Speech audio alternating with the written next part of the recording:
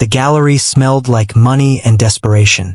Ayanna Osei stood near a silk screen partition, clutching her portfolio like a shield, watching Seoul's elite pretend to understand modern art, while servants in white gloves refilled champagne flutes worth more than her monthly rent. She didn't belong here.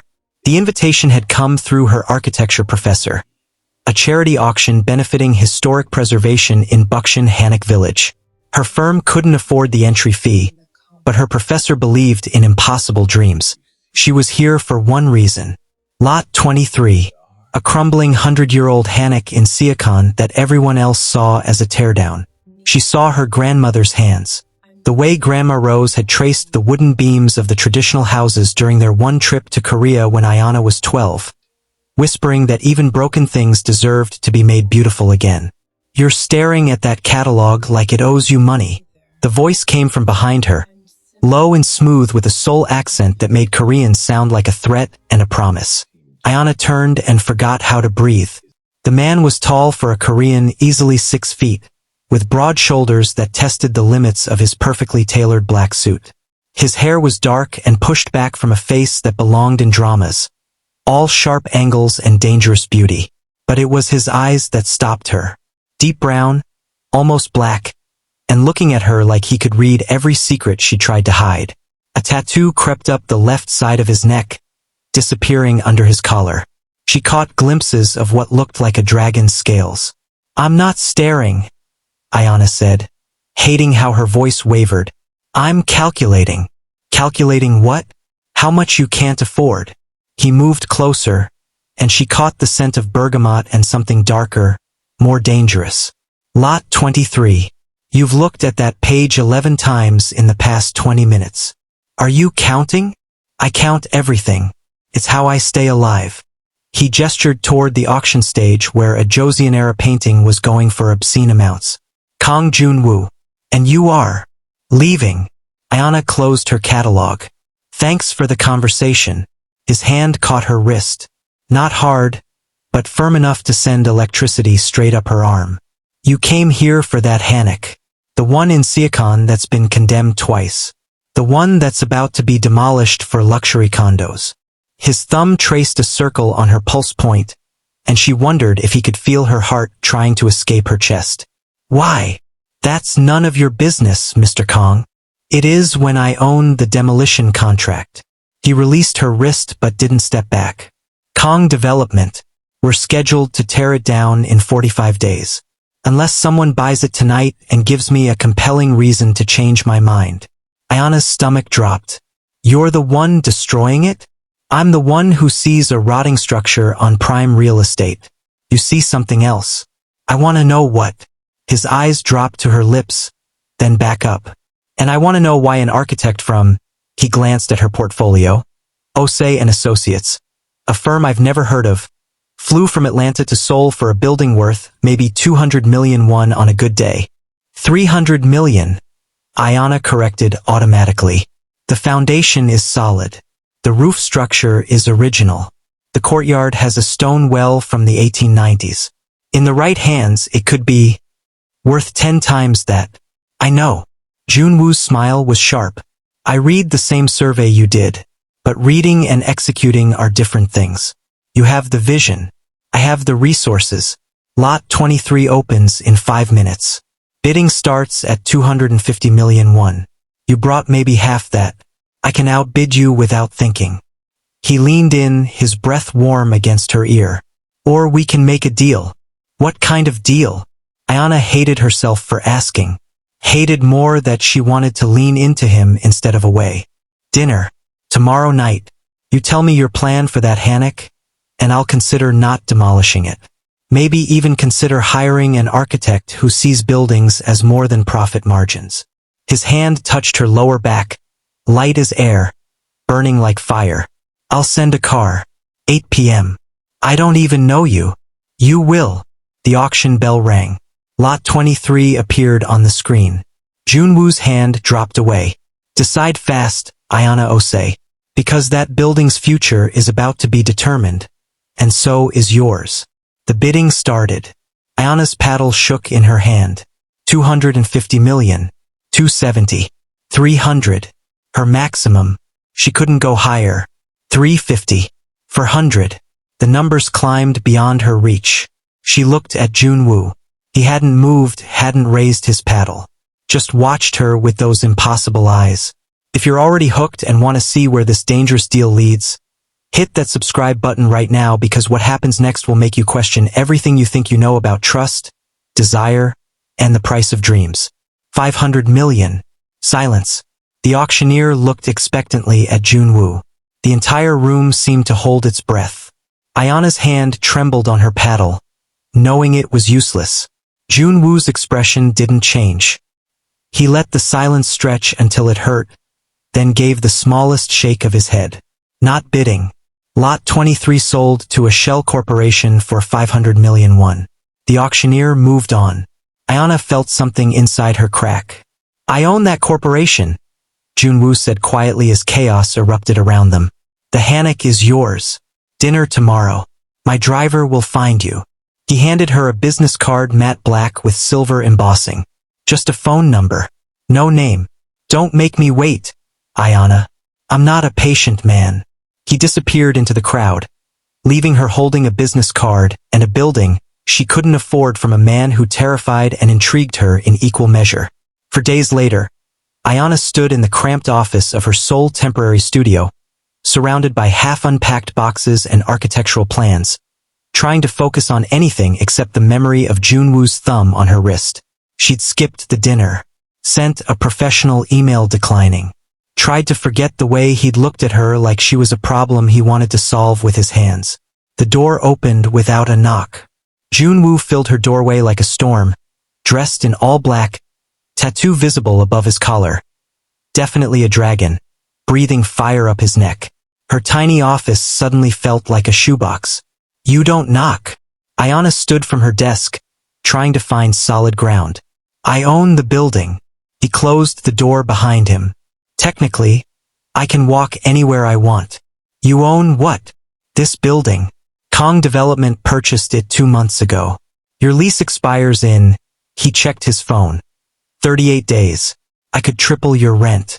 Evict you. Make it impossible for you to work in Seoul.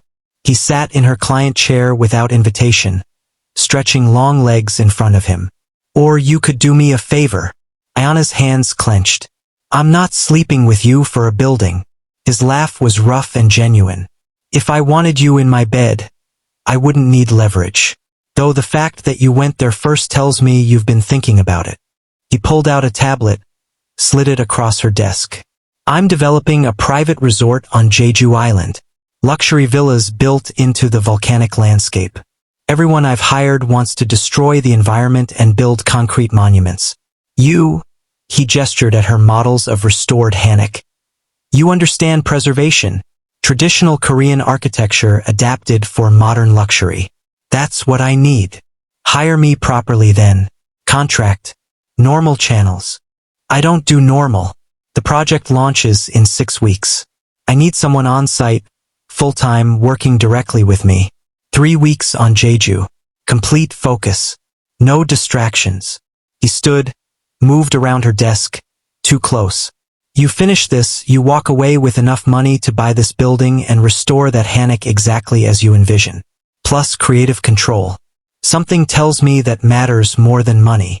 Anna's mind raced. Jeju. 3 weeks. Alone with this man who looked at her like hunger and danger combined. Why me? Because when you talk about buildings, your eyes light up like you're describing someone you love. Because you flew 5,000 miles for a condemned hanok nobody else wanted. Because his hand touched her chin, tilting her face up. You don't flinch when I get close. And in my world, that's rare. What world is that? Something dark crossed his expression.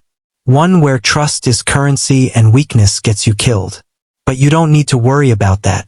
You just need to design beautiful things and let me handle the ugly parts. His thumb brushed her lower lip. 3 weeks, Ayanna. Say yes. She should have said no. Should have recognized the danger in his touch, the darkness in his world, the way her body betrayed her brain every time he was near. Instead, she heard herself whisper, 3 weeks. But I want the Seoul hanok contract in writing first. Done. His smile was devastating. We leave Friday. Pack for heat and humidity. And Ayanna. He leaned down until his lips nearly touched her ear. This is going to change everything. He left a contract on her desk. Everything she'd asked for, legally binding, signed in black ink. She picked up his business card, ran her thumb over the raised numbers. Somewhere in Seoul, Kang Joon-woo was probably smiling, knowing exactly what he'd done, knowing she'd just agreed to something far more dangerous than architecture. The Kang development tower dominated Gangnam's skyline like a black glass knife. Ayanna arrived in professional armor, tailored black suit, hair in a slicked-back bun, tablet loaded with preliminary designs. She would keep this strictly business. Professional. Safe. Joon-woo's office was on the 63rd floor, all floor-to-ceiling windows and dangerous art. He stood at the glass, phone pressed to his ear, speaking rapid Korean that sounded like violence wrapped in silk. When he saw her, he ended the call mid-sentence. Today he wore a black dress shirt with sleeves rolled to his elbows, revealing more tattoos. A full sleeve of dragons and flames that crawled up his forearm. Dark slacks. No tie. Somehow more dangerous this way. Relaxed predator. You brought designs already. He took her tablet, fingers brushing hers deliberately. Show me. Ayanna pulled up her sketches. Jeju's volcanic stone is already there. We don't import materials that scar the landscape. Traditional Korean architectural principles, mat-on courtyards, ondal heating adapted with modern geothermal, rooflines that mirror the mountain slopes. We build with the island, not against it. Joon-woo studied the designs with an intensity that made her skin warm. You researched Jeju's geological surveys, the abandoned quarry, the native vegetation patterns. I research everything. That's my job. What else did you research? He looked up from the tablet, full attention on her now. Your company's record.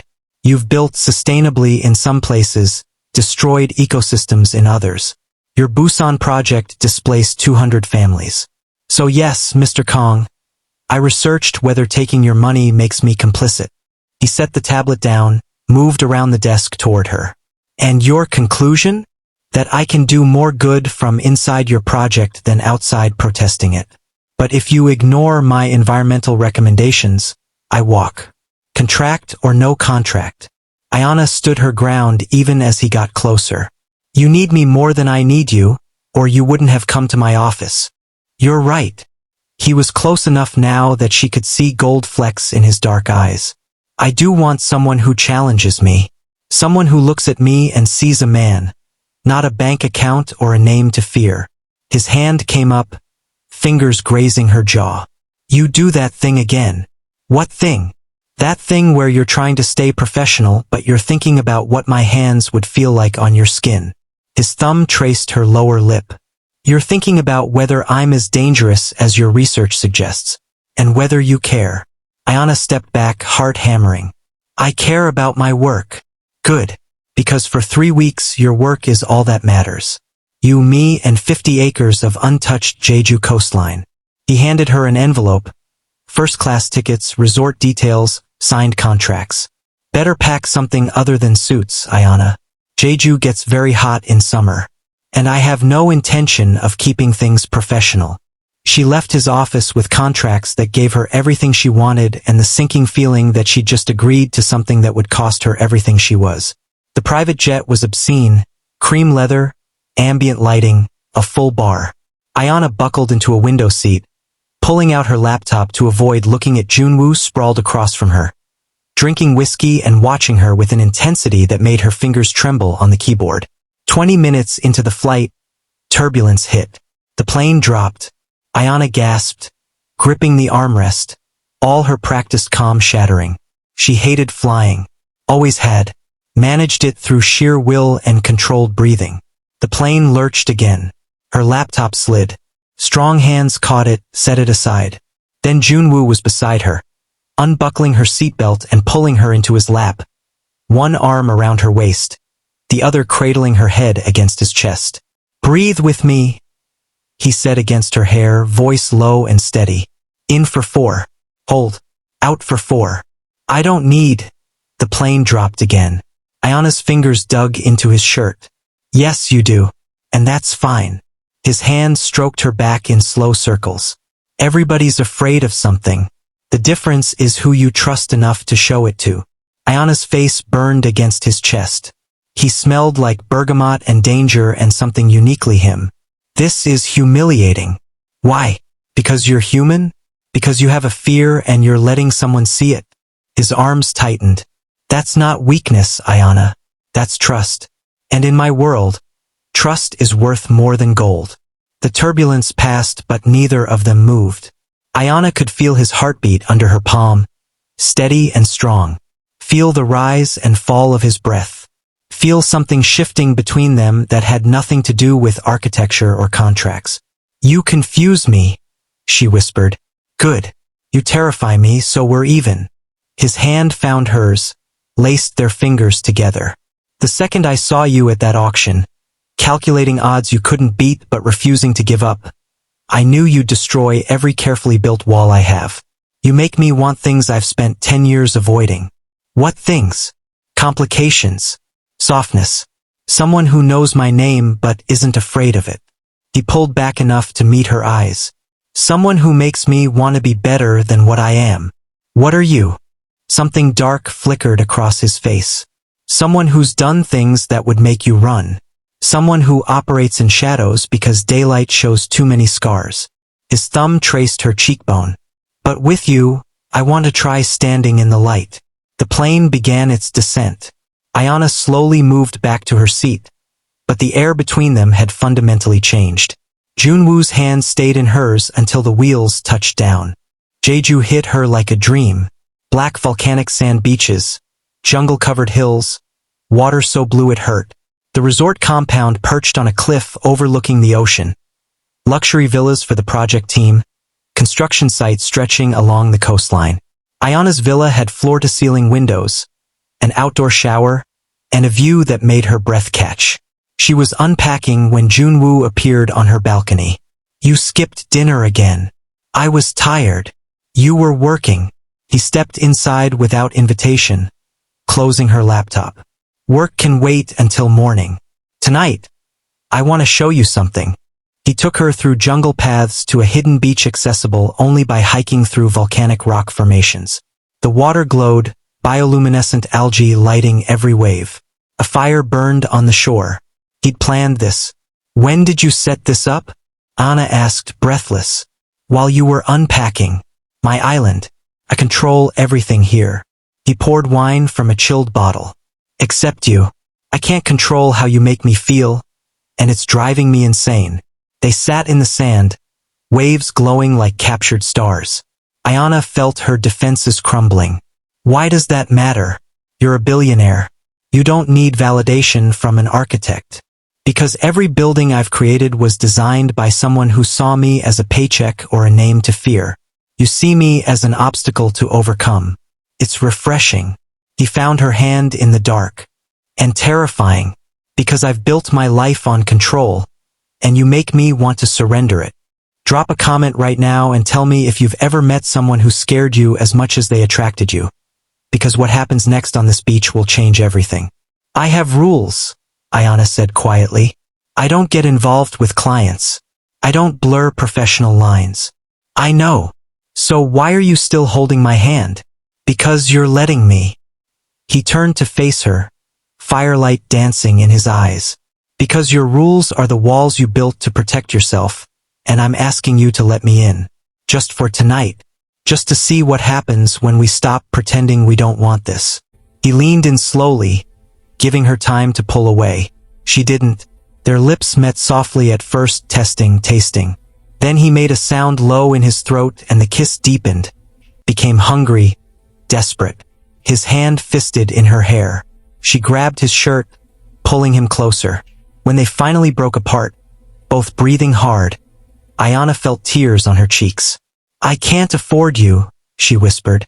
Not financially, emotionally. When this ends, and it will end, I'll be destroyed. What if you're wrong? He brushed away her tears. What if you're the first thing in 10 years that feels like it could be permanent? You don't know me. I know you bite your lip when you think. I know you take your coffee with cream and too much sugar because your Halmini made it that way and you're honoring her memory. I know you chose architecture because you watched your grandmother clean other people's beautiful houses and you wanted to create beauty that belonged to people who looked like her. Like you. His forehead touched hers. I know I can't stop thinking about you, and it's ruining every plan I had. Anna broke.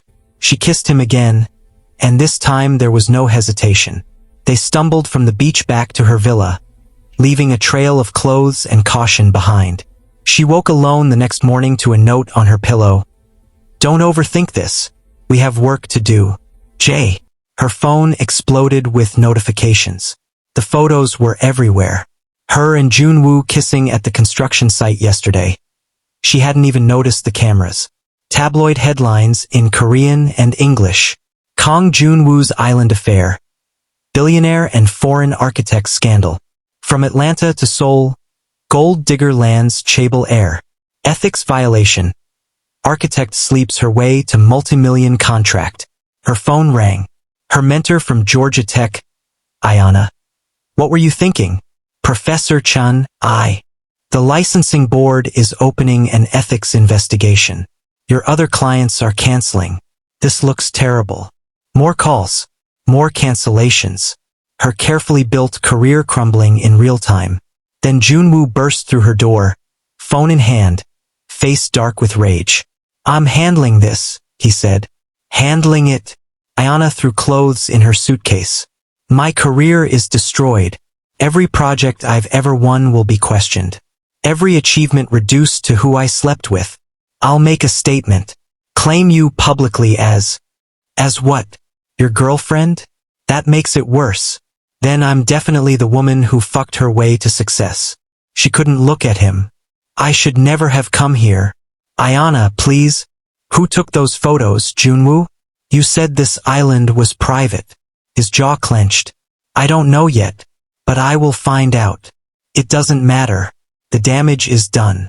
I need to go home and salvage what's left. If you leave now, they win. Whoever did this wanted to destroy what we're building. There is no we. The words tasted like ash. There's a billionaire and the architect who was stupid enough to believe she could be more than a scandal. She saw him flinch. Good. Let him hurt too. Don't do that, he said, voice dropping dangerously low. Don't reduce what happened. To what? A mistake? That's exactly what it was.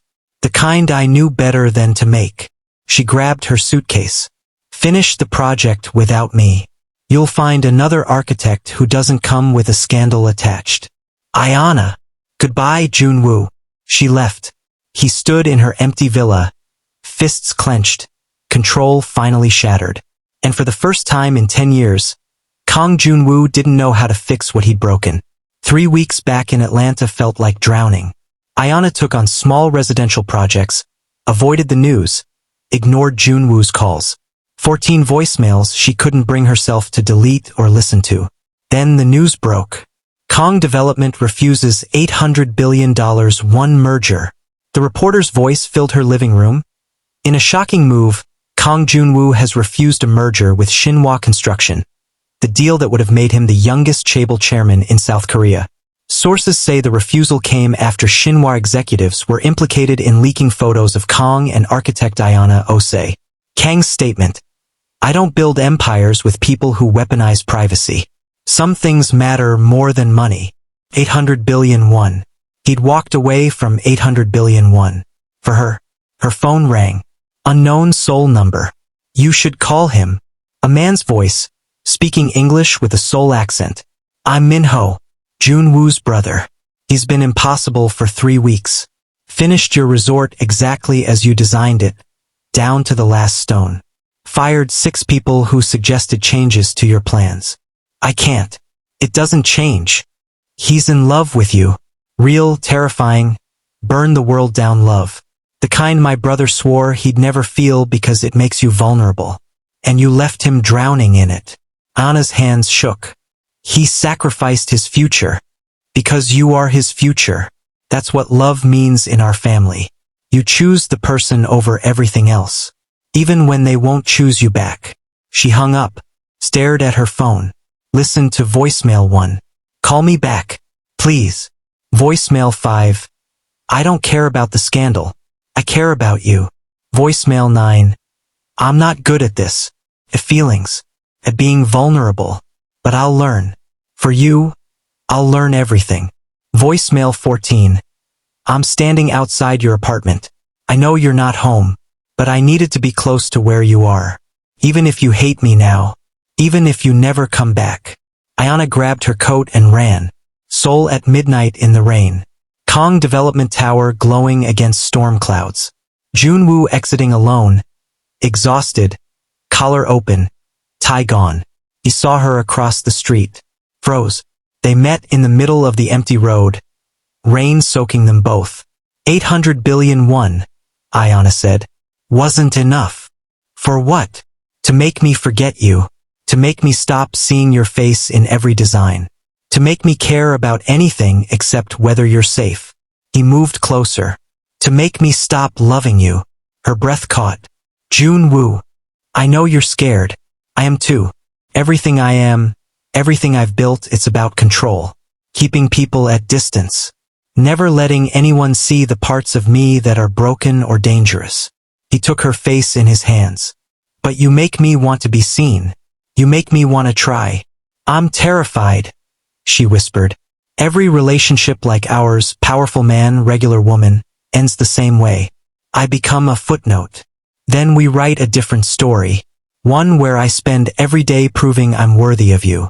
One where, he pulled out a key, pressed it into her palm. I give you everything. Co-ownership of the resort. Equal partnership. In business. In life. In everything. This is insane. I know. I've never been more terrified. His thumb brushed her lips. But I'd rather fail trying to love you than succeed at anything else. She kissed him. Certain this time. Choosing him. Choosing the terrifying possibility of forever. 6 months later, the Jeju resort opened. Ayanna and Joon-woo stood before the press. His arm around her waist. Her head on his shoulder. They said I sold my integrity for a billionaire's attention, Ayanna said into the microphone. What they didn't know was I found it in the last place I expected. With a man who saw buildings as legacy and me as irreplaceable. We didn't just build a resort. We built a life where trust matters more than control, where vulnerability is strength, and where love is the riskiest, most rewarding architecture of all. The cameras flashed. Joon-woo pulled her closer. In the background, the resort glowed against Jeju's volcanic landscape. Traditional Korean beauty meeting modern luxury. Exactly as she designed. Ready? He asked. For what? Everything. He kissed her forehead. The world. The future. Forever. And standing there with rain beginning to fall and cameras capturing every moment. Ayanna Osei finally believed that sometimes the most dangerous decisions are the ones that save you. If this story made you believe in love that defies expectations and cultures that blend beautifully, subscribe to Soul Shadows for more Afro-Korean romance. Comment which moment took your breath, the turbulent scene, the rain confession, or the final promise. And hit like if you think the best love stories are the ones that terrify and transform you in equal measure.